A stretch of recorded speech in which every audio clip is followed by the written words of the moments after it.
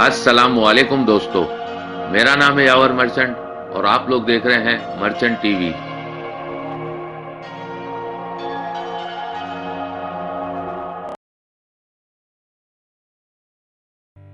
इमाम जाफर सादिक अलैहिस्सलाम की खिदमत में एक शख्स आया और अर्ज करने लगा, ए नवासाए रसूल, ये उल्लू हमेशा वीरानों में क्यों रहता है?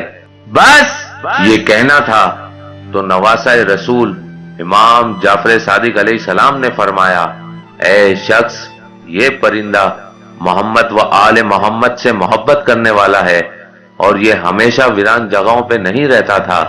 तो उस शख्स ने कहा, ए नवासाए रसूल, आखिर ऐसा क्या हुआ कि ये परिंदा वीरानों में चला गया, इंसानों से दूर दूर रहता है?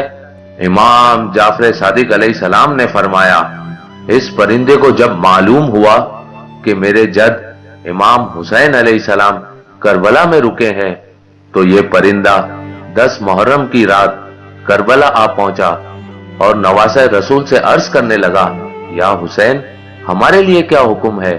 इमाम हुसैन अलैहिस्सलाम ने फरमाया, चले जाओ, क्योंकि कल जो इस जमीन पे रसूलुल्लाह की आल के साथ होगा वो तुम देख नहीं पाओगे।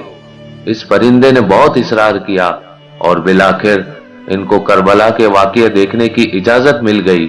लेकिन जब इन परिंदों ने अली असगर के मासूम गले पे तीर को देखा, फौजे यजीद का जुल्म देखा, इमाम हुसैन के सर को कटा हुआ देखा, उनकी लाश को पामाल होते हुए देखा, आले रसूल की बेटियों के खयाम को जलते हुए देखा, तो इन परिंदों के दिल में इंसानों के लिए नफरत बैठ गई और तभी से ये वीरान जगहों में रहा करते हैं। इंसान जात से दूर रहते हैं, अंधेरे में निकलते हैं और दिन के उजाले में छुप जाते हैं।